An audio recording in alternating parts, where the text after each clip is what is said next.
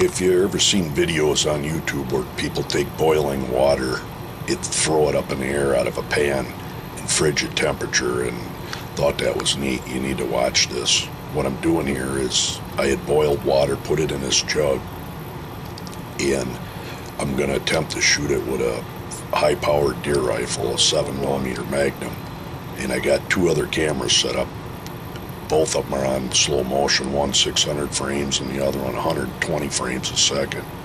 And the temperature outside right when I was doing this was minus 30 degrees Fahrenheit, so I figured it'd be a good day to test this.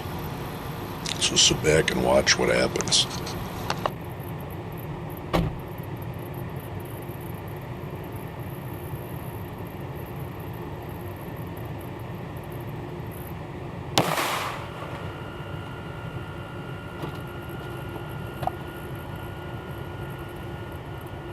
Right, this was taken with a Sony Action Cam. Now when this blows up, you're going to see the water shooting out, and it does instantly turn to ice. And fortunately it didn't hit the camera lens, but it come all around it, and the amount of vapor is just wicked on this. Like again, that's 30 below for a temperature in boiling water. Now this next footage is my Casio at 600 frames a second.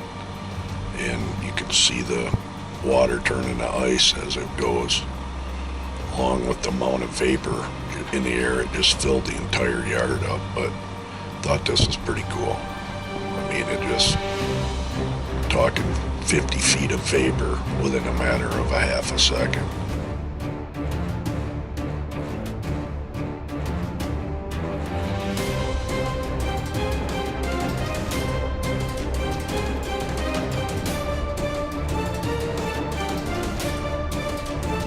This next clip is shooting a jug with a 22 rifle, and after that I'll just throw in some more views of it.